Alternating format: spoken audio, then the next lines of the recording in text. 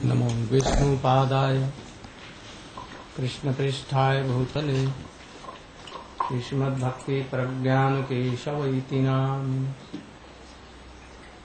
वाञ्छाकल्पतरुभ्यश्च कृपा सिन्धुभ्यैव च पतितानां पावनेभ्यो वैष्णवेभ्यो नमो नमो महावदन्नाय कृष्णप्रेमप्रदायते कृष्णाय कृष्णचैतन्यनाम्ने गौरतिशे गुरवे गौरचन्द्राय राधिकायै तदालये कृष्णाय कृष्णभक्ताय तद्भक्ताय नमो।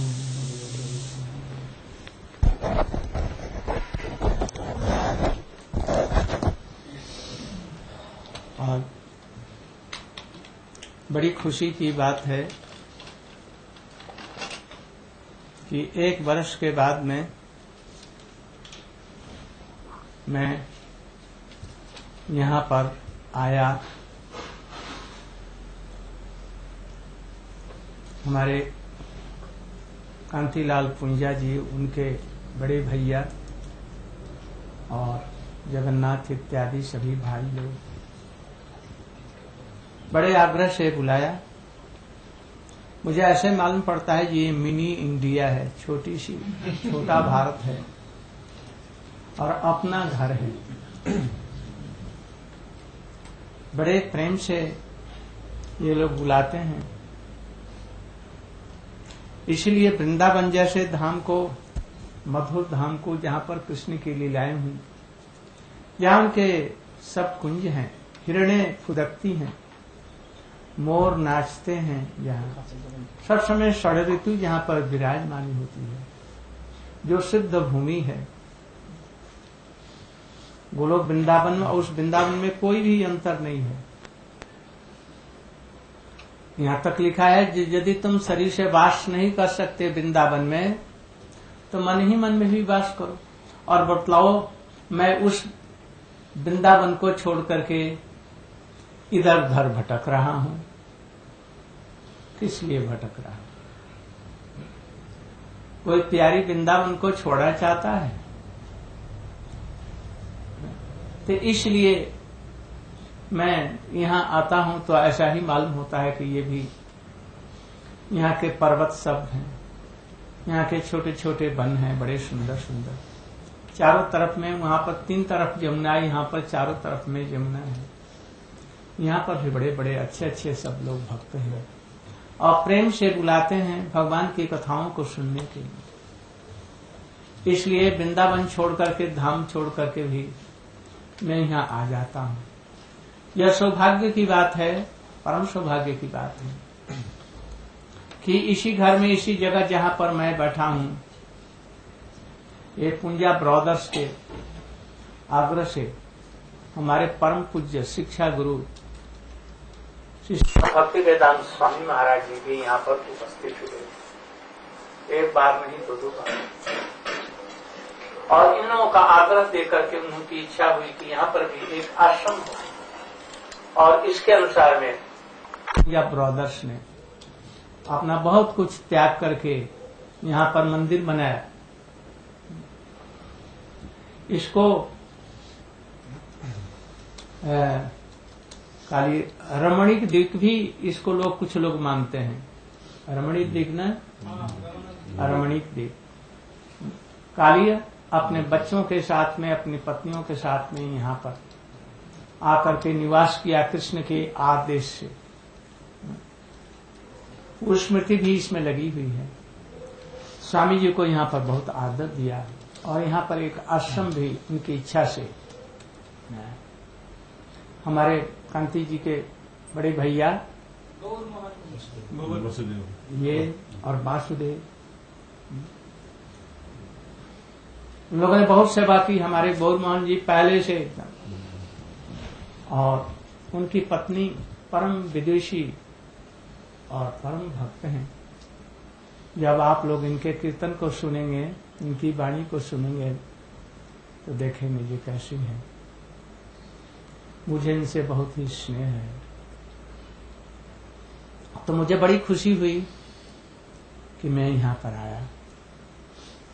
यहाँ पर हमारे 3-4 प्रोग्राम हैं, यहाँ है, फिर पास ही में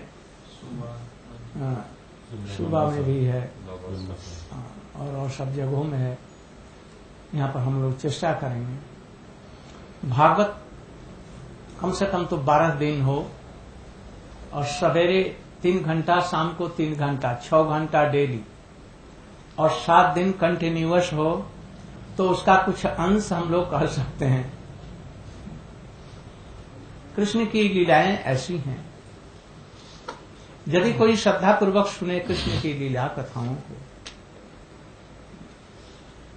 तो कृष्ण क्या करते हैं, उसके हृदय में कानों के माध्यम से प्रवेश कर जाते हैं, और प्रवेश करके उसके हृदय को निर्मल कर देते हैं, और निर्मल करके उसमें सदा के लिए बैठ जाते हैं। अपनी भक्ति, उन्नत उज्ज्वल रस की भक्ति तक को भी, जिसके अधीन कृष्ण हो जाते हैं, ऐसी भक्ति को भी प्रदान करते हैं। उसके हृदय की सारी ग्रंथियां मिट जाती हैं। भिद्यते हृदय ग्रंथि छिन्दन्ते सर्व संशया, सर्व संशय, उसके सारे संदेह मिट जाते हैं। All doubts go away, and all his nuts of life of quickly and fast. So powerful is Hari Katha. Hari भगवान की कथाएं ऐसे ही पावरफुल हैं। बस जो लोग जानबूझ करके भी इन हरि कथाओं का आदर नहीं करते और इन हरि कथाओं के नाम पर पैसा लूटते हैं और गुरु वैष्णव के चरण में अपराध करते हैं, वो बहुत बड़ी भारी अपराधी हो जाते हैं। उनके हृदय में भगवान नहीं आते। किंतु जो सरल होकर के, निष्कपट होकर के इन कथाओं का आदर करते हैं, कृष्ण जरूर उसके कानों में प्रवेश कर जाते हैं। हम लोग करोड़ों जन्मों से भगवान को भूलकर, अपनी आत्मा को भूलकर इस संसार में घूम रहे हैं और समझ रहे हैं कि हम सुखी हैं। आप जितने सुखी हैं उससे कुत्ते ये समझते हैं कि हम इनसे बहुत सुखी हैं, और इनसे भी जो सुअर है, गंदे नाली में रहती है, एक साथ में 16-18 बच्चे को पैदा करती है, लड़के लड़के की संतान की शादी के लिए कोई चिंता नहीं है, उनको सवेरे से शाम तक अपने बिजनेस में नहीं जाना पड़ता पैसा कमाने के लिए। वो सुअर कहती है ये हम इनसे लाखों गुण सुखी हैं, ये किस लिए सुखी हैं?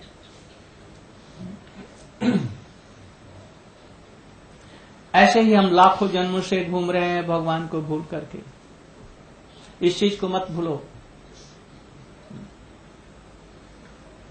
हमारे वेद, शास्त्र, पुराण सभी ऐसा कहते हैं, हम ही नहीं कहते, हमारी गुरु परंपराएं कहती हैं। वेद कहते हैं, वेद एथेंटिक बुक, ये कहते हैं। इन पर भरोसा करके मां पर भरोसा नहीं कि भी कर सकते हैं। Sometimes we can rely on, have some belief on mother, but she can speak something law that you are son of this, not son of this. What Ved Purans and Srimad Bhagavatam, they cannot tell lie. Never. They are more than father and mother and parents, so merciful. Because they are actually Krishna. No difference between Krishna and Veda Shastra. Krishna has himself become Ved, Upanishad, Srimad Bhagavatam. More merciful than Krishna. When our all kinds of doubts, unwanted things will go away, and all kinds of offenses will go away, and after so much sadhana, lakhs and lakhs, but Krishna may give a glimpse दर्शन। कभी कृष्ण दर्शन दे सकते हैं, बिना अपराध दूर हुए नहीं देंगे, किंतु ये भागवत रूपी जो भगवान है, कृष्ण है, ये सब यहाँ मिल सकते हैं, उसको पढ़ सकते हैं हम लोग, उसके द्वारा कृष्ण का दर्शन कर सकते हैं। इसलिए कृष्ण बड़े दयालु हैं। इस जन्म को मत खो, don't loss this human life, never. After that what you will be anyone cannot say. कोई नहीं कर सकता इस जीवन के बाद में सुकर कुकर गधे हो गए, क्या हो गए, कोई ठीक नहीं। Especially the persons in Western countries, they don't like God. They like dogs. So they must be dogs. जो लोग कुत्तों को प्यार करते हैं, अंत में क्या होगा? वो कुत्ते होंगे, क्योंकि उसी की चिंता आएगी। और फिर वो भगवान का भजन करेंगे, न साधु संग करेंगे, न आत्मा का रियलाइजेशन कर सकेंगे, कुछ नहीं कर सकेंगे। इसलिए निदेहमद्यम सुलभम सुदुर्लभम प्लौम सुकल्पम गुरु कर्णधार म्यानुकुल्लेन नभस्वतेरितम पुमान भवाब्धिम न तरेश आत्मा। इस चीज को आप लोग याद रखें। मनुष्य जन्म पाया और बहुत ही सुंदर सुखांत शरीर पाया, जवानी है, शरीर की इंद्रियां सब ठीक हैं, आंख है, कान नाक सब है, और गुरु भी मिल गए भगवान की कृपा से, साधु संग भी मिल गया। और इतना पाकर के भी जिन्होंने भगवान का भजन नहीं किया, आत्मा का अनुभूति नहीं हुई, उनका जन्म बेकार है। और उनसे भी बेकार उन लोगों का जन्म है जिनको साधु संग मिल गया, हरि कथा सुन रहे हैं, गुरु भी मिल गए, फिर भी उच्च कोटि के साधु संतों का संग नहीं कर सके, उनका जीवन और बेकार है, सब कुछ होकर। इसे मनुष्य जीवन का एकमात्र कर्तव्य गधे घोड़े और कुकर सुकर के जैसे जीवन को निर्वाह करके पुत्र पैदा करना ही नहीं है, उनका पालन पोषण करना नहीं है, बल्कि उनको भगवान की भक्ति पर यदि ला सको तो तुम्हारा जीवन और पुत्रों का पालन पोषण सार्थक है। पुत्र उत्पन्न करना ये बड़ी भारी बात नहीं है, ये कर सकते हैं, किंतु उसको आत्मा की अनुभूति हो सके, भगवान की अनुभूति हो सके, भगवत भक्ति हो सके, भगवान में प्रेम हो सके, ऐसा यदि कर सको तब तो तुम्हारा पिता होना सार्थक है, माता होना सार्थक है, तुमको पति होना सार्थक है, पत्नी होना सार्थक है। यदि भगवान की अनुभूति नहीं हो जो विश्व की रचना करता है, क्षण मात्र में विश्व की रचना कर देगा, क्षण मात्र में विश्व का संहार कर देगा, और बड़ा कृपालु है, उसका भजन नहीं किया तो धिक्कार है हमारे जन्म को। इसलिए हम लोगों को भगवान का जरूर भजन करना चाहिए। एक बात समझिए इस चीज को, एक आदमी बहुत धनी है, बहुत धनी है, और वो नौजवान है, बहुत सुंदर सुकांत है, उसके शरीर बड़े सुंदर हैं, इंद्रियां बड़ी तेज है, बहुत बुद्धिमान है, और उसकी पत्नी भी बड़ी सुंदर और बुद्धिमती है, और उसके लड़के भी हैं,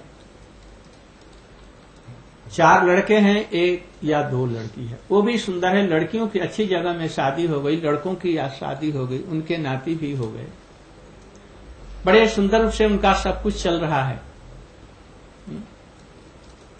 उनको किसी चीज की कमी नहीं है। उनको भगवत भजन करने की क्या जरूरत है? वो अपने जीवन में सुखी तो है ही है, तो उनको क्या जरूरत है भगवान का भजन करने की? पुंडरीक जी 5 मिनट इसके संबंध में बोलिए।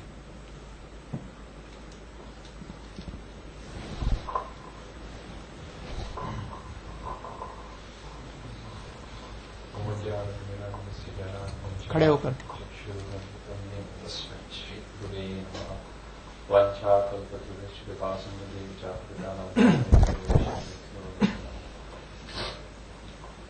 गुरु महाराज जी के कृपा आदेश से इस संबंध में कुछ कहने का प्रयास करूंगा।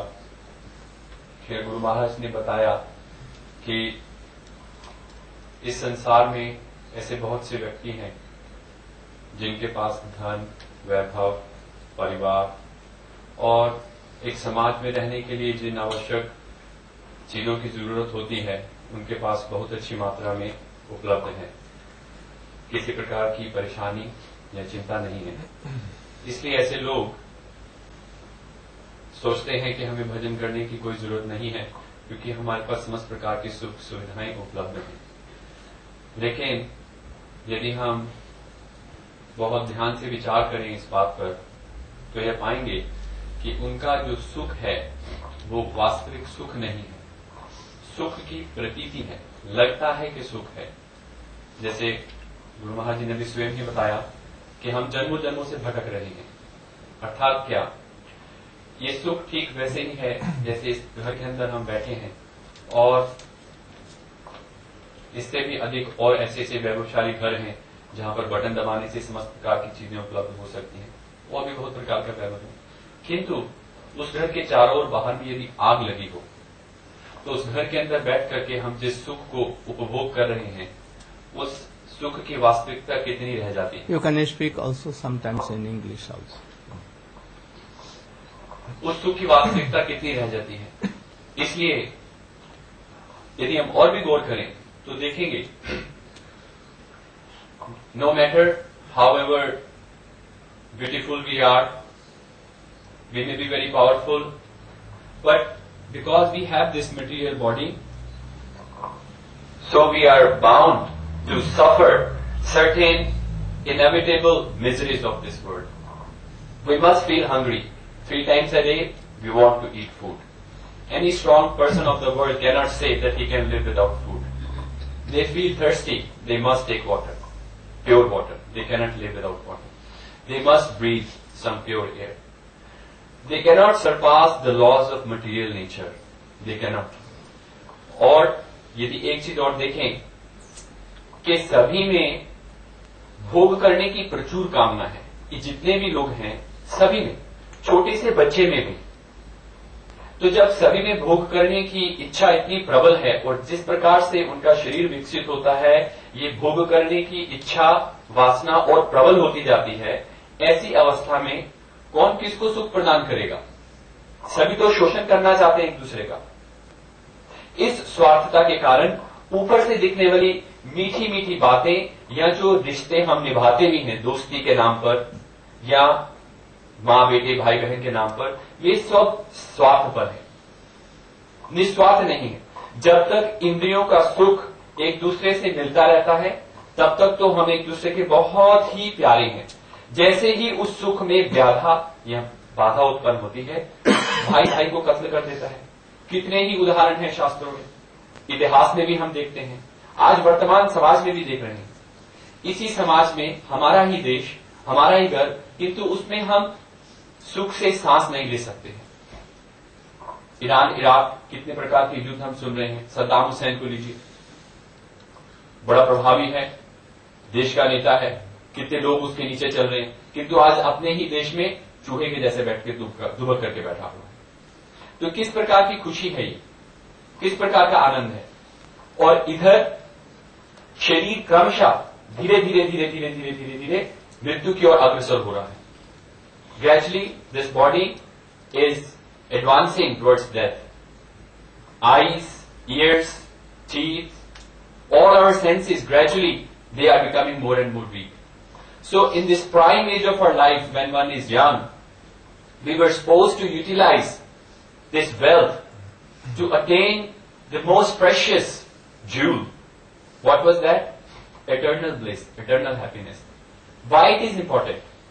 Because throughout our life, from the birth itself, everyone is hankering for happiness. जब बच्चा छोटा होता है तो माँ बाप के अलावा किसी को जानता नहीं, किसी को भी नहीं जानता। रोएगा तो माँ के पास आकर के चुप होगा और कोई उसको सुख नहीं दे सकता। किंतु जैसे ही थोड़ा सा बड़ा हुआ, फिर क्या हुआ, अब मां के पास आता है जब भूख लगेगी या कुछ चाहिए, लेकिन उसके बाद कहां जाएगा, दोस्तों के पास खेलने के लिए, उसे खिलौने चाहिए। अब मां के अलावा एक और व्यक्ति चाहिए उसे, केवल मां से उसका गुजारा नहीं होगा।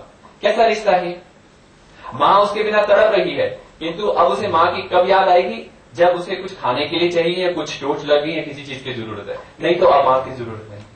ऐसे ही बड़े होते होते होते आज के समाज में तो देख रहे हैं, युवावस्था आने पे माँ बाप की कोई परवाह ही नहीं है, समाज के बंधनों की कोई मर्यादा की कोई लाज ही नहीं है। अपने इंद्रिय सुख के प्रति इस प्रकार से हम अंधे हो जाते हैं कि हम भूल जाते हैं कि हम कौन हैं, हमारी संस्कृति क्या है। तो इस प्रकार के अनाचार और दुराचार को करके क्या कोई व्यक्ति जीवन में सुखी रह सकता है? ये समाज भगवान ने जब बनाया है, इसकी व्यवस्था ठीक वैसे ही की है जैसे हमारा ये शरीर है। All the parts of body must cooperate in order to live.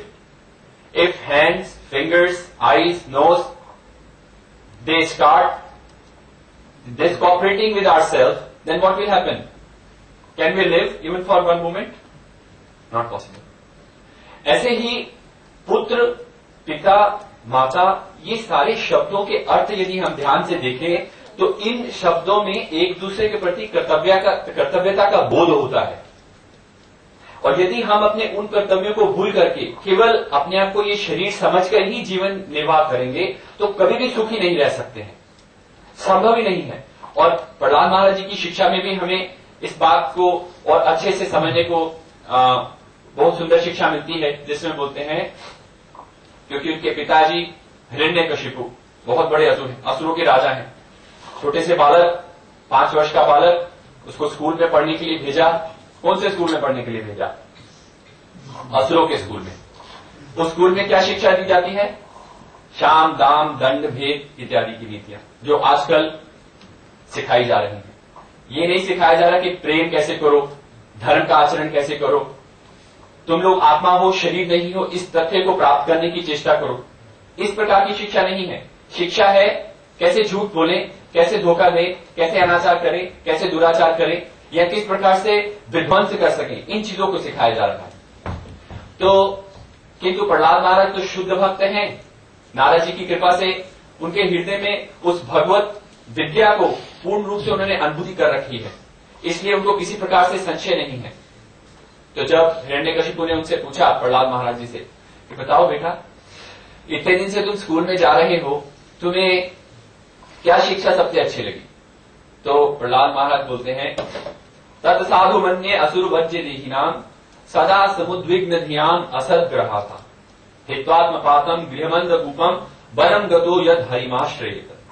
बोलते हे असुरराज, अपने पिता को ही संबोधन कर रहे हैं, हे असुरराज। और उसे सुनकर के हिरण्यकशिपु बहुत खुश हो रहा है कि हाँ देखो मैं कितना बड़ा असुर। किंतु बेटा बताना चाह रहे, बड़े दुख से बोल रहा है पिता को कि हे असुरों के राजा, तुम सुनो कि मैंने क्या सीखा है, सबसे अच्छी शिक्षा क्या है। और बोलते हैं कि ये शिक्षा मैंने उन व्यक्तियों से, तत्साधु मन्ये, जो मैंने अपने सदगुरुओं से सीखा है वो बताने की चेष्टा कर रहा हूं। हालांकि हिरण्यकशिपु नहीं समझ पा रहा है कि सदगुरु किसे बोल रहे हैं, किंतु अब जब शिक्षा सुनेगा तो अवाक रह जाता है। बोलते हैं सदा समुद्विग्न ध्यान असद ग्रहाता। असद अर्थात जो सद नहीं है। जितने भी व्यक्ति संसार में हैं, कैसे? अजितेंद्रिय अर्थात जिनकी इंद्रियां वशीभूत नहीं है, मन वशीभूत नहीं है, ऐसे लोगों ने असद वस्तु को सद मान करके ग्रहण कर रखा है। तो ऐसे जितने भी व्यक्ति हैं उनको क्या होता है? सदा समुद्विग्न, सब समय के लिए वो उद्विग्न है, सब समय के लिए। दिन रात, रात को नींद नहीं है, चिंता है, और दिन में किसी प्रकार की परेशानियां हैं, और ऐसे जीवन भर बिना किसी रुकावट के। यदि कोई कहे नहीं जी हमें तो खुशी भी मिलती है, किंतु बोलते हैं नहीं, कैसे? बता रहे हैं। असद वस्तु से कहने का तात्पर्य मूल में इस शरीर को संबोधन किया जा रहा है, केवल पारिवारिक जीवन के लिए नहीं है। गृहबंध कूपन से केवल यह नहीं हम समझे कि हम केवल जो लोग गृहस्थी हैं, जिनके बच्चे हैं, परिवार है, उन्हीं को यहां पर प्रहलाद महाराज लक्ष्य कर रहे हैं। नहीं, ये शरीर एक अंधकूप है, ये गृह है। इस घर को जिन्होंने अपना मान लिया है कि ये शरीर मैं हूं और मुझे इसके लिए जीना है, वे सभी लोग सब समय के लिए समुद्विग्न है। 24 घंटे। और कितने प्रकार की परेशानियां, इस शरीर से जनित दुख अलग है, इस शरीर को सब समय रोग व्याप्त रहता है, सब समय। और उसके अलावा शरीर से संबंधित जितनी भी वस्तुएं हमने अपनी बना के रखी हुई हैं, वो अपनी वस्तुएं भी हमें छोड़नी पड़ रही हैं अभी भी, और बाद में छूट भी जाएंगी। और इस शरीर से संबंध जिन लोगों के जुड़े हुए हैं वो भी हमें छोड़ देंगे। जब हमारा अपना शरीर ही छोड़ देगा तो बाकी संबंधों की तो बुनियाद की कोई बात ही नहीं रह जाती।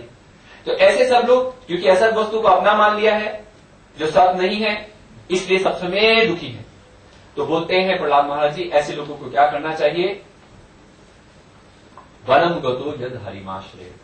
ऐसे लोगों को चाहिए कि इस अवस्था को तुरंत त्याग करके, तुरंत कहने से क्या तात्पर्य, जब ही पता चले, आयु की बात नहीं कही कि वृद्ध होकर के करो, नहीं, स्त्री हो पुरुष हो ऐसा कोई विचार नहीं दिखाया।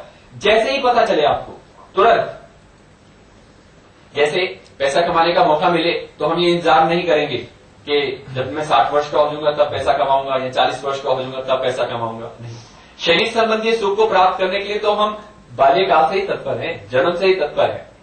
उसी प्रकार से आत्म संबंधी वस्तु को प्राप्त करने के लिए, उस भगवत प्रीति को प्राप्त करने के लिए, सदगुरु की शरण को प्राप्त करने के लिए, साधुओं के संग को प्राप्त करने के लिए हमें निरंतर चेष्टा युक्त होना पड़ेगा। क्यों? क्योंकि ये ऐसा धन है कि एक बार मिल जाने के बाद आपको जीवन में कोई अभाव नहीं रह जाएगा, फिर किसी और चीज की आवश्यकता नहीं पड़ेगी, आपको कोई कमियां नहीं रहेंगी। समस्त प्रकार से जितने भी मंगल हैं, जितने भी कोई मंगल कामना कर सकता है इस केवल इस संसार में नहीं, इस पूरे भौतिक ब्रह्मांड में ब्रह्मा जी तक को जितने सुख प्राप्त हैं वो सब सुख आपको बिना किसी प्रयास के अनायासी प्राप्त हो जाएंगे। कितने ही उदाहरण हैं, महाराज जी के कितने शिष्य हैं जो दिल्ली में बाहर में हैं। वो लोग एक भक्त हैं, वो दिल्ली में पहले आईआईटी में पढ़ रहे थे, वहां पर उन्होंने केमिस्ट्री में गोल्ड मेडल हासिल किया। ज्यादा पुरानी बात नहीं है, 5-7 वर्ष पहले की बात है। और उसके दौरान भी वो निरंतर, जिन दिनों में उनके एग्जाम थे आईआईटी के, उन दिनों में भी वो रोज 16 माला का जप, आधा घंटा गीता इत्यादि ग्रंथों का पाठ करते थे एग्जाम के दिन में भी। और फिर उनको स्कॉलरशिप मिली इसके कारण, और अमेरिका में गए, वहां पे भी उन्होंने पीएचडी करी, उसमें भी उनको गोल्ड मेडल मिला।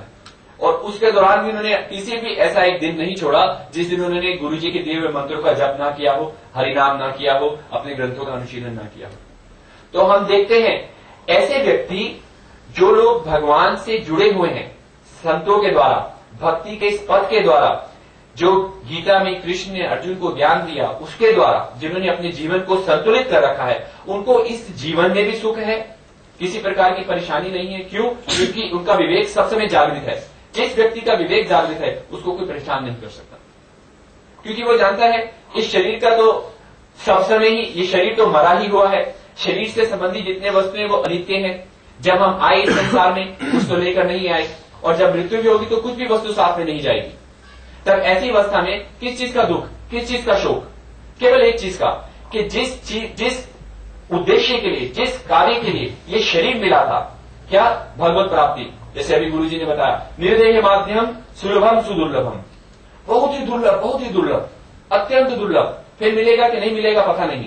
और इसमें ऐसी बुद्धि और विवेक भगवान ने दे दिया जिसके द्वारा गीता पढ़ सकते हैं, गीता समझ सकते हैं, भगवान की बातों को सुन सकते हैं। जानवर नहीं समझेगा, जानवर नहीं सुनेगा। आप गीता लेके जाए गाय के पास, क्या सुनेगी, पढ़ेगी? नहीं, केवल मनुष्य के लिए। इसलिए धर्म का आचरण यदि मनुष्य नहीं करता तो वो 2 टांगों का पशु माना जाता है, उसको शास्त्र मनुष्य नहीं कहता है। और इसके विपरीत जिसमें भगवत भक्ति जागृत हो गई है उसके पास कैसा भी शरीर क्यों ना हो, जैसे जामवंत जी कैसा शरीर था उनका, हनुमान जी कैसा शरीर था उनका, अहिल्या पत्थर के रूप में थी, किंतु जिनकी भगवत भक्ति जागृत हो गई है उनको बाह्य शरीर से कोई फर्क नहीं पड़ता है। इस संसार में हो, भगवान के दान में हो, वो सब समय भगवान से जुड़े हुए हैं। भक्ति के द्वारा सब समय अपनी आत्मा को भगवान के चरणों में निवेदित कर रखा है उन्होंने, और उनके इस कार्य से भगवान वशीभूत होकर के सब समय उनकी समस्त प्रकार से रक्षा करते हैं, जैसे प्रहलाद महाराज की रक्षा की भगवान। इसलिए हम सब समय इस प्रकार अपने जीवन को नियंत्रित करें, इस प्रकार से अपने जीवन को संतुलित करें कि हमारे सांसारिक कर्तव्य भी निभ जाएं। क्योंकि जब इस जगह पर आए हैं तो कुछ तो हमारे कर्म और कुछ कर्म पुण्य हैं जिनके कारण हम यहां पर आए हैं, वो खत्म हो जाए, लेकिन और ना बढ़े। सदगुरु के चरणों में जाकर के शरण लें, उनकी बताई हुई शिक्षाओं को पालन करें और शिष्य के जो कर्तव्य बता रखे हैं उनके द्वारा जीवन को पालन करें, तो देखेंगे कि भगवान दूर नहीं है हमसे, भक्ति दूर नहीं है, जीवन के सुख दूर नहीं है हमसे। और किसी जीवन में सदगुरु की शरण प्राप्त करने से हम अवश्य ही अपने परम पुरुषार्थ भगवत प्रीति उसको प्राप्त कर सकते हैं। और इसके विपरीत जिनके जीवन में ऐसे सद आचरण का अभाव है, वे लोग केवल अपने मन में केवल ऐसी कल्पना करते हैं कि मैं सुखी हूं, किंतु वो सुखी कभी नहीं। पंडित जी ने बहुत सुंदर रूप में बतलाया। कभी कभी भगवान स्वयं राम और कृष्ण महाप्रभु के रूप में जगत में आते हैं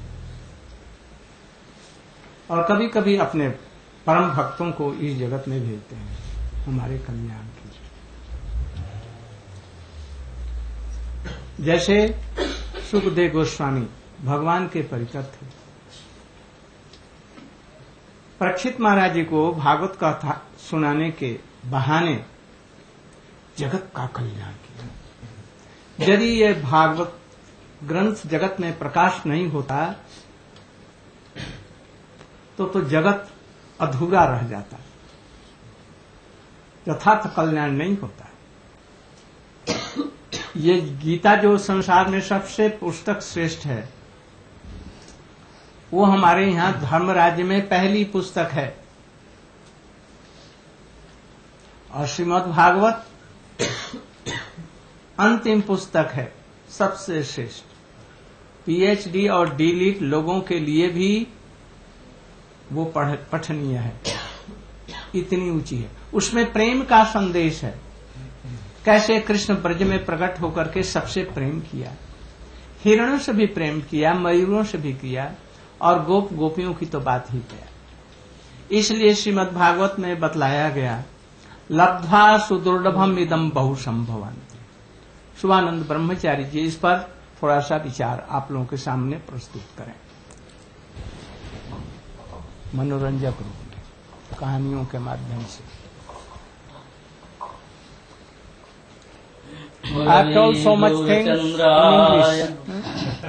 And after that we will Krishnaya Krishna Bhaktaya Tad Bhaktaya Namo Namah। सर्वप्रथम अस्मदीय गुरुपाद पद्मों उनके चरणों में असंख्य कोटि दंडवत प्रणति ज्ञापन करता हूँ। उपस्थित पूज्य वैष्णव वृंद, समस्त सज्जनों, माताओं एवं बहनों, सबको मेरा यथायोग्य प्रणाम। अभी अभी आपने श्रवण किया है पूज्य गुरु जी महाराज जी के यहाँ समुपस्थिति और इस प्रकार शुभ पदार्पण सभी वैष्णव जनों के साथ में। श्रीमद् भागवत में एक श्लोक में भगवान कृष्ण ने कहा, न जन्मयानि तीर्थानि न देवामृत शिलामया ते पुनंत उरु कालेन दर्शनार्थ एव साधन। जिस गृह में जहाँ पर महान पुरुषों का आगमन होता है, सदगुरु का आगमन होता है, उनके दर्शन मात्र, स्मरण मात्र हृदय पवित्र हो जाता है, वही गोलोक वृंदावन बन जाता है। वहां भगवान विराजमान है, साक्षात भगवान की कृपा मूर्तिमान रूप में श्री गुरु के रूप में विराजमान है। तो आज उनका दर्शन जीवन का परम सौभाग्य का विषय है। जिस समय यह सौभाग्य होता है उस समय समझना चाहिए कि संसार बंधन समाप्त हो गया है, समस्त कर्म बंधन सदा के लिए छूट गया है। इसलिए शास्त्रों में बारंबार कहा है, ऐसे संत पुरुषों की वाणी ही जीवन के लिए एकमात्र सार होता है। जब तक अमृतमय वाणी का श्रवण नहीं करते, ऐसे संत पुरुषों की सेवा नहीं होती, सदगुरु का आश्रय नहीं होता, जब तक उनके चरणों में अपने को समर्पण नहीं कर देती, उनकी सेवा के लिए जब समुत्साहित नहीं होते, तब तक जीवन अधूरा ही है। अभी अभी आपने श्रवण किया कि इस संसार में कर्मों के द्वारा हम अनादिकाल से आ रहे हैं, पुनः पुनः हम जन्म लेते हैं, पुनः पुनः इस संसार को छोड़कर जाते हैं, आना जाना हमेशा लगा रहा है। और इसी के बीच में हम दिवारात्र भौतिकता की ओर बढ़ रहे हैं। कितने हम भौतिक सुखों की ओर आगे बढ़ते गए, अचरम सुख साधन हमें मिला है, परंतु उसका परिणाम सामने आया कि हम सब बिखरे हुए। भौतिक विज्ञान हम सब को बिखेर देता है और विध्वंस की ओर ले जाता है। क्यों? वेदों में कहा है, जब तक हम संत पुरुषों के आश्रय में नहीं जाएं, महान पुरुषों के चरणों में आश्रय नहीं लें, तब तक हमारी बुद्धि कभी सुधरती नहीं। न सद्बुद्धि आती है, न हम सत रास्ते में चलते हैं। कौन सा सत है, कौन सा अच्छा है, हम समझ नहीं पाते। इसलिए कहा तद विज्ञानार्थम स्वगुरु मेवाविगच्छेत स्वमित पाणी श्रोत्रियम ब्रह्मनिष्ठम। बड़ी श्रद्धा के साथ, भक्ति के साथ सदगुरु के चरणों में जाना चाहिए। यदि पारमार्थिक विज्ञान, वास्तविक विज्ञान लाभ करना है, तो जब तक सदगुरु का आश्रय नहीं करेंगे, वह विज्ञान ध्वंस के लिए हो जाता है, जैसे कि महाभारत युद्ध के पश्चात हुआ था। भगवान कृष्ण ने अर्जुन को दिखाया, कहा कि देखो अश्वत्थामा प्राण बचाने के लिए ब्रह्मास्त्र का संधान कर दिया, परंतु ये नहीं जानता है कि उसका उपसंहार कैसे होता है। सारा संसार प्रलय में जा रहा है, तुम जानते हो इस बात को। अब तुम ब्रह्मास्त्र का संधान करो, इसका प्रतिरोध करो और उसे पकड़ो। तो अर्जुन ने वही किया। जबकि भगवान कृष्ण के आश्रय में थे, अश्वत्थामा को कुछ आश्रय नहीं था, इसलिए भटका हुआ था। ऐसे ये विज्ञान जो है, भौतिकवाद और भौतिक सुख विध्वंस की ओर ले जाता है, जिसमें जीव भटक रहे हैं। आज हम संसार को जोड़ना चाहते हैं एक सूत्र में, भौतिक सुखों के द्वारा, परंतु होता नहीं। सब बिखरता जा रहा है, सब विध्वंस की ओर जा रहा है। इसलिए श्रीमद् भागवत में कहा है, यदि हम भगवान की भक्ति करें, प्रभु की भक्ति करें, सदगुरु के चरणों में आश्रय लें, तो सारा संसार उनके चरणों में झुक जाता है। सभी लोग उन्हीं को भक्ति करते हैं, हाथ जोड़ते हैं, नमन करते हैं, सबको एक सूत्र में बांध सकते हैं। अन्यथा हजारों गुण आ जाए और सब कुछ उन्हें प्राप्त हो, किसी भी तरह से किसी को बांध नहीं सकते, न किसी को अपने पास रख सकते। वही सामने परिणाम के रूप में। इसलिए कहा, बुद्धिमान पुरुष इस संसार में आए हुए केवल खाने पीने, भोग विलास में, भौतिक सुखों में न बढ़ करके यह जीवन मिला है भगवान की भक्ति करने के लिए, प्रभु की आराधना करने के लिए, आत्म अनुसंधान के लिए। इसलिए आध्यात्मिक पथ पर चलने वाला व्यक्ति ही यथार्थ ही ज्ञानालोक को प्राप्त होता है, उनका हृदय विकसित होता है। हमारे एक आचार्य श्री भक्ति विनोद ठाकुर जी ने कहा, प्राणियों में भगवान ने चेतना दी है, जीव चेतन वस्तु, सुख की राशि भगवान का अंश है, सबके अंदर वह आनंद है, प्रेम है।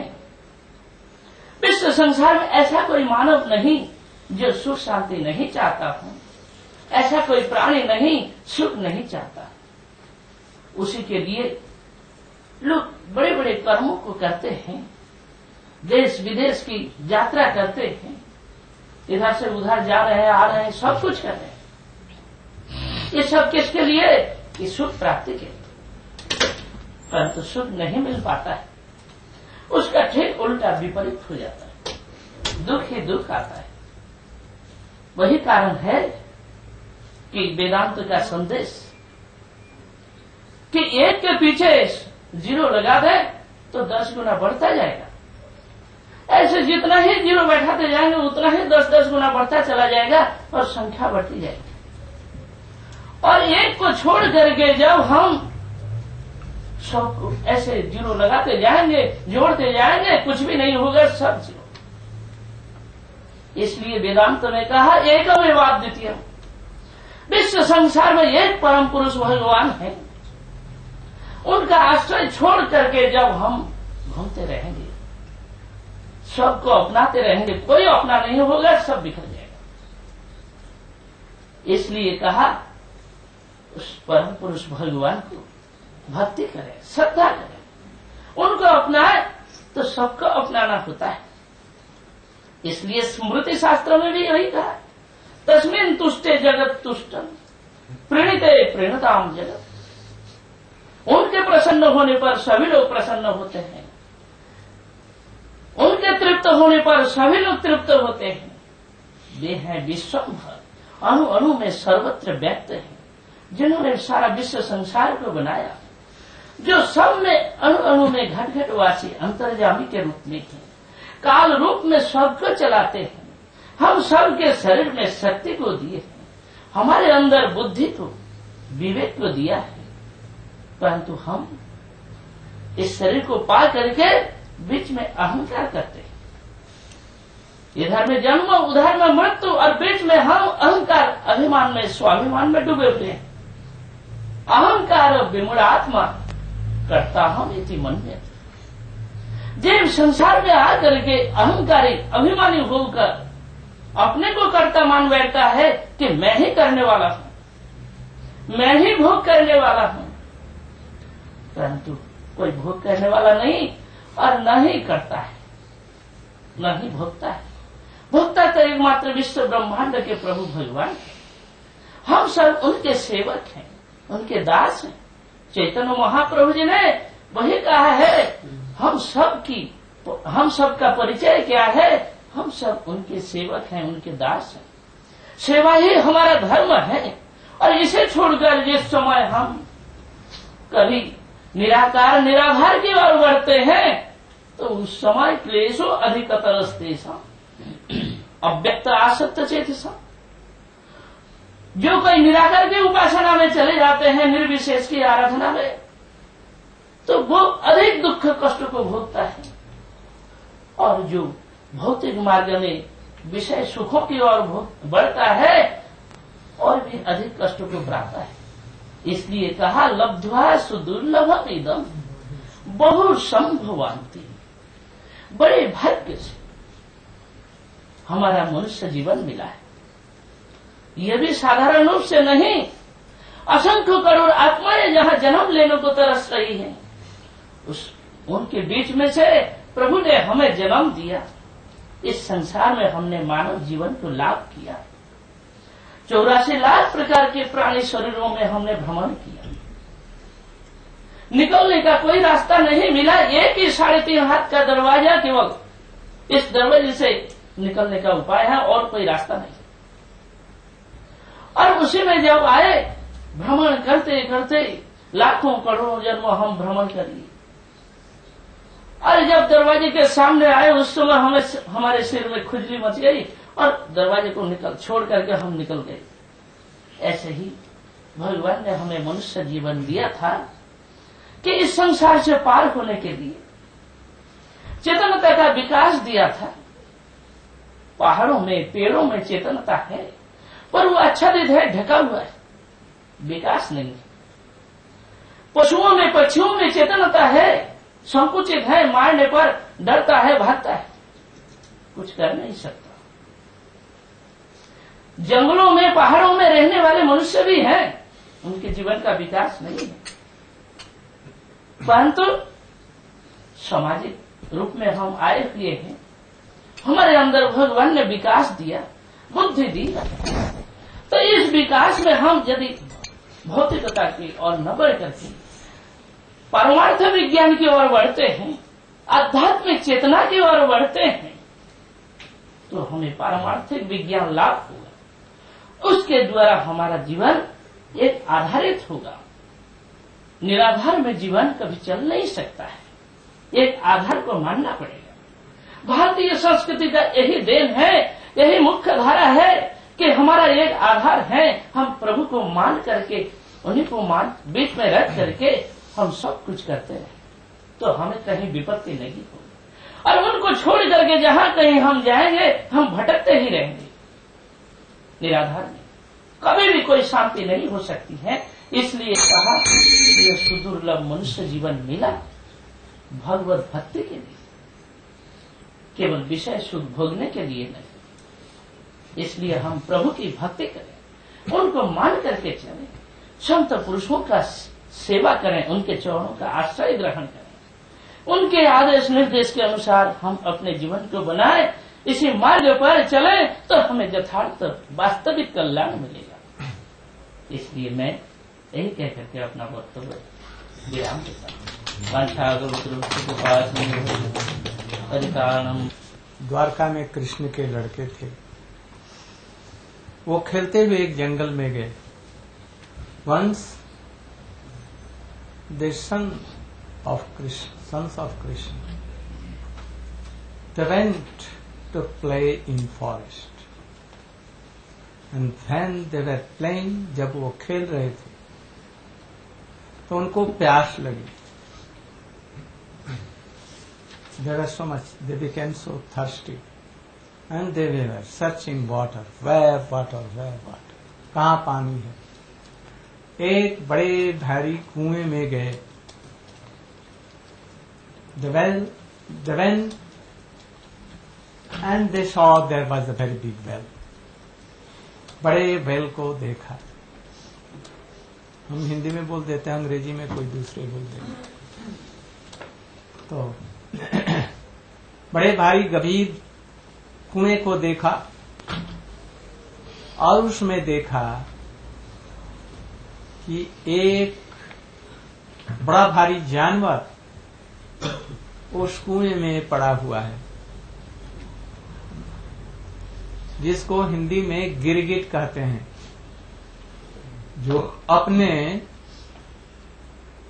शरीर के रंग को बदलता रहता है। बहुत बड़ा लंबा चौड़ा गिरगिट था, जिससे कि कुआं पूरा भर गया था, पानी लेने की जगह नहीं थी।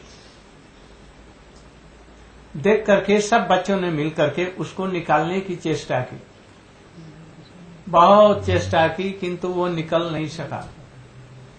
तो वो कृष्ण के पास में दौड़े हुए अपने पिताजी के पास में आए कि जंगल में एक कुएं में एक बहुत बड़ा भारी जानवर पड़ा हुआ है, हम लोगों ने निकालने की चेष्टा की, नहीं निकला।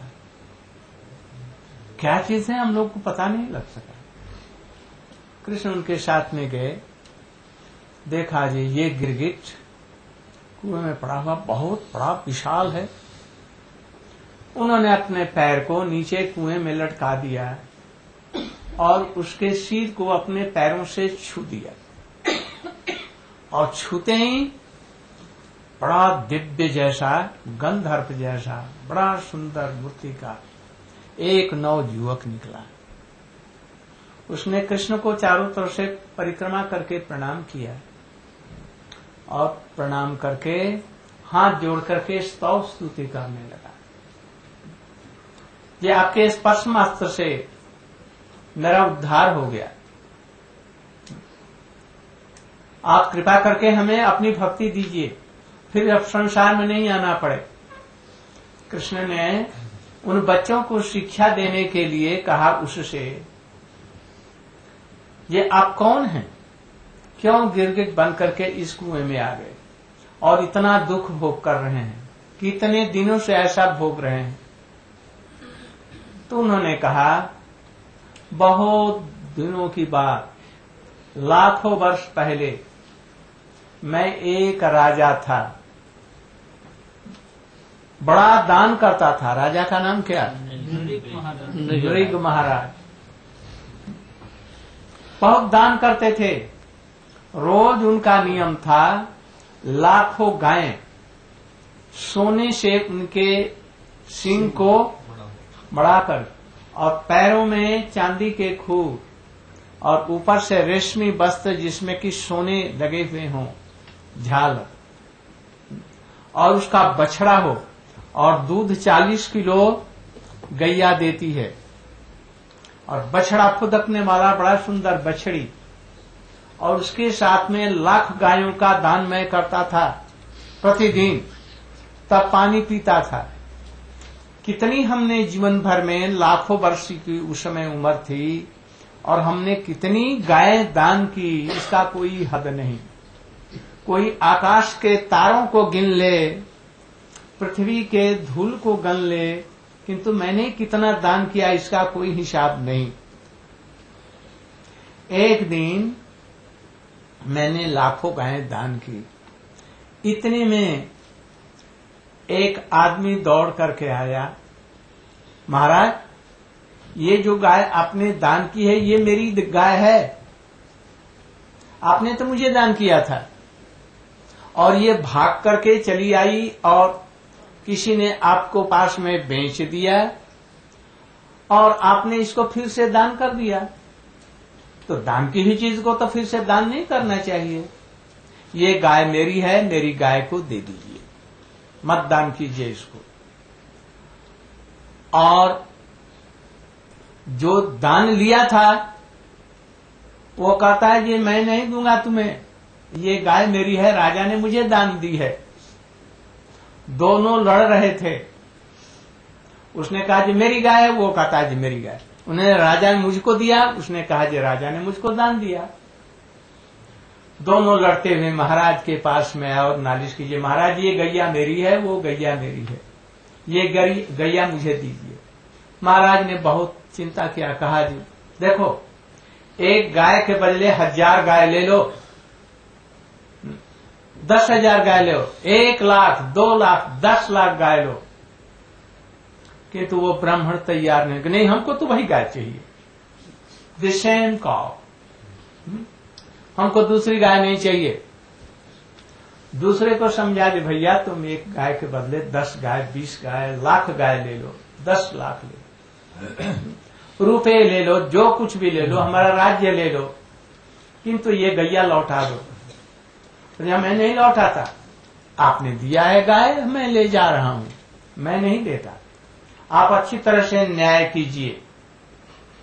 राजा कुछ भी न्याय नहीं कर सका, सोचने मैं क्या करूं, उसको समझाता है नहीं मानता। इन्हीं की गैया दी हुई, किंतु अब उनकी बात नहीं मान रहा, ये भी नहीं मान रहा। राजा ने कहा जी मैं क्या करूं। उन्होंने कहा तू गिरगिट जैसा रंग बदलता है, कभी कहता है जी तुमको दिया, कभी कहा जाए तुमको दिया, तो जा तुम लाखों वर्ष के लिए गिरगिट बन जाओ, लाखों वर्ष के लिए। तब ये गिरगिट बन करके आ गया। मैं लाखों वर्ष से यहां पर हूं। मैंने उनके चरणों में कहा भाई मैं क्या करूं, मेरी कैसे गति होगी।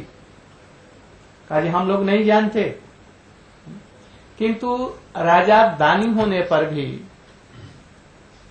एक बात उसने की। एक दिन कोई आया, कोई ब्राह्मण बोला जी हमको एक भागवत की पोथी चाहिए। तो उस समय में छपती नहीं थी, उस समय पूंजीलाल जैसे प्रेस नहीं थे जो वहां पर पुस्तकें छपें। उस समय में भागवत की नकल करते थे अपने हाथों से और उसको लोग देते थे सोने के सिंहासन पर रखकर।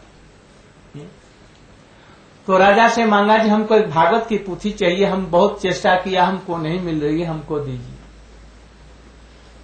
तो महाराज जी ने उसको, एक नृग महाराज जी ने भागवत की पोथी सोने के सिंहासन पर रख करके उसको दी थी और वो ले गया। वो पढ़ करके उसका जीवन सार्थक हो गया। इसी पुण्य से आज आपके चरणों के दर्शन हुए और मैं इस जोनी से निकल गया, नहीं तो लाखों जोनी से मैं इसमें गिरगिट में पड़ा हुआ वर्षा में, धूप में, बिना खाए बिना पिए, और इसी में पड़ा हुआ था। लाख गायों का दान, करोड़ों गायों का दान भी हमको कुछ नहीं कर सका। ये दान करना भी देखिए न गुनाह हो गया, न पाप हो गया। उसको पूर्व जन्म की ये मिली। आज लोग अस्पताल बनाते हैं जिसमें लाखों रोगियों का इलाज होता है। एक डकैत था जिसने 50 आदमी का मर्डर किया और उस अस्पताल में उसकी चिकित्सा हुई। वो लाख आदमी को मारा, अंतिम में जहां पर चोरी की और डकैती की, हजारों आदमियों को मार करके, और स्वयं भी घायल हो गया। वो बचने की आशा नहीं थी, किंतु उसी अस्पताल में वो भर्ती हो गया और उसकी चिकित्सा हुई, ठीक हो गया। अब उसको याद था कि जिसने गोली मारी थी उसको, बस फिर जाकर के उनके घर वालों को, सबको, 50 आदमियों को मार डाला। अब इसका पाप किस पर पड़ेगा? किस पर विचार करो, किस पर पड़ेगा? यदि वो मर जाता तो इतने आदमी को नहीं मारता, किंतु फिर उसने उसी दवा से अस्पताल में चिकित्सा होकर के फिर इतने आदमियों को मारा। इसलिए इसमें पुण्य में भी पाप होता है। इस चीज को समझो। जितना भी पुण्य करोगे उसमें भी पाप रहेगा किसी न किसी रूप में। यज्ञ लोग करते थे, उसमें लाखों प्राणी मर जाते हैं, चींटियां मर जाती हैं लकड़ी में, जब हवन करते हैं तो उसका पाप कहां जाएगा? इस तरह से ऐसा कोई संसार में काम नहीं है जिसमें पाप और पुण्य दोनों नहीं मिले हुए हैं। इसलिए भगवान की भक्ति नहीं होती, जन्म मरण से हम लोग नहीं बच सकते। कृष्ण ने कहा, देखो बच्चों, पुण्य से, दान से भी जन्म में सुख नहीं होता। जब तक तुम भगवान की भक्ति नहीं करोगे तब तक जीवन सफल नहीं होगा। पिता वही है, जन्म देने का वही सार्थक है उसको। पिता वही कहलाने का योग्य है जो अपने बच्चों को भगवान की भक्ति का भी पाठ पढ़ाए। जीवन का निर्वाह तो हो, वो तो गधे, कुकर, सका भी सभी लोग कर लेते हैं, किंतु ऐसा करे जो बच्चों को भी भगवान का भक्ति है। माता वही गर्भवती है जो भगवान का भजन करना सिखाती है। सुमित्रा जी ने लक्ष्मण जी को कहा, लक्ष्मण जी ने कहा, भैया जंगल में जा रहा है, भाभी भी जा रही हैं, उनकी सेवा करने के लिए कोई नहीं है। यदि मैया तू आदेश दे दे, मैं भैया की सेवा करने के लिए उनके साथ में 14 वर्ष के लिए जाऊं। तो मैया ने क्या उत्तर दिया? पुत्रवती युवती जगसोई। इस संसार में वही पुत्रवती मैया धन्य है जिसका बेटा भगवान का सेवा कर सकता है। तुम्हारा जीवन सार्थक है, तुम्हारे नाते आज मैं भी पुत्रवती होने में सार्थक हूं, हमारा गर्भ धारण करना सार्थक हुआ। और जिसके गर्भ से निकल करके संसार में दुखी लोगों को देते हैं, भगवान का भजन नहीं करते, वो मूत्र के समान है, वो भगवान के भजन। पति वही है, पति माने क्या होता है? पालन करना, तरण करना, जो अपने पत्नी को पालन पोषण तरण करके भगवान का भजन में लगा देते हैं। तरण कैसे होगा? जब तक भगवान का भजन नहीं लगाएगा, पत्नी का संसार से त्राण, मृत्यु से त्राण, रक्षा कैसे कर सकेगा? इसलिए पति भी वैसा हो। स्त्री कौन सी है? जो अपने पति को सन्मार्ग में, भगवत भक्ति में लगाए, उसी का पति करना, विवाह करना सार्थक है। गुरु कौन है? जो खुद गुरु भगवान का भजन करता है, और भजन करके क्या करता है? शिष्यों को भी भगवान का भजन कराता है, अनर्थ के कामों में नहीं लगाता। स्वामी जी इस काम में नहीं लाए थे कि अब रुपया खूब कमा लाओ और फिर लड़ो मरो और 20 दो परस्पर, इसके लिए नहीं आए थे। वो आए थे सब लोगों को संसार से, दुखों से निकाल करके भगवान का भजन करने के लिए। जिस सत्संग में, जिस गुरु के साथ में जाने से भगवान का भजन नहीं होता, उसको छोड़ो, तत्क्षणात छोड़ करके दूसरा सदगुरु करो। पिता न शस्यात्, माता न शस्यात्, जनी न शस्यात्, पति न शस्यात्, स्वजनो न शस्यात्, गुरु न शस्यात्, गुरु न शस्यात्, न जो मोत ये देह समुपेत मृत्यु। आसन्न मृत्यु से जो काल हमारे शरीर पर मड़रा रहा है, उसे रक्षा करके भगवान की भक्ति में न लगाए, उसका जीवन सार्थक न करा सके, उसके हृदय में प्रेम न ला सके, तो ऐसे गुरु को छोड़ देना कर्तव्य है।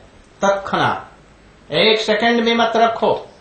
जिसके हृदय में वो प्रेम नहीं दे सकता, कृष्ण की सेवा नहीं दे सकता, जो शिष्यों को अपना धन समझता है, अपने भोग की बात समझता है, प्रॉपर्टी समझता है, the gurus who think that this is all my disciples are my property and position.